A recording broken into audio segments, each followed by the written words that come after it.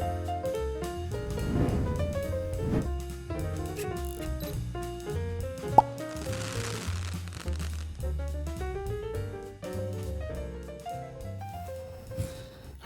I'm Paul Perdue, and I am the infrastructure nerd.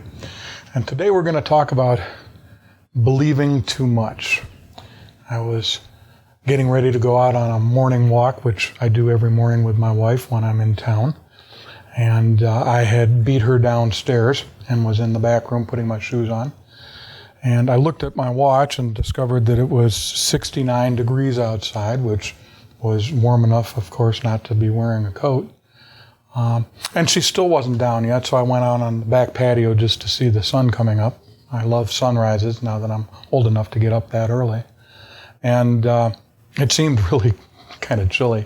But I knew that my watch said that it was 69 degrees, so I went back inside and told my wife when she came in that it was 69 degrees out, and she got the appropriate garments to be comfortable, and I got my shoes on, and we got in our car and drove to Petersburg. We live out in the middle of nowhere.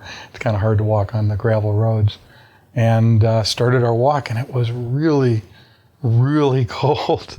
And, she looked at me, and I looked at her, and we're trying to figure out what's going on. And then I looked at my watch again and made it tell me a little bit more, and it was still thinking that I was in New Orleans, where I had been the day before. So it was not as smart, I suppose, as I was, or should I say I was not as smart as I suppose it was. And I was counting too much on that information being correct, and I was believing it more than I should have. Last time, or maybe a couple times ago, we talked about not believing the information that's in front of you. You know, walking up to an elevator where the down button's already pushed and pushing it again, not refusing to believe that your lack of pushing it is going to keep you from getting on that elevator. This is the exact opposite. It's seeing something that you think in the back of your mind, really, that probably isn't true. It doesn't seem right, but still ignoring it. So what things are you seeing on a day-to-day basis, or maybe just every once in a while, and ignoring the fact that might not be true?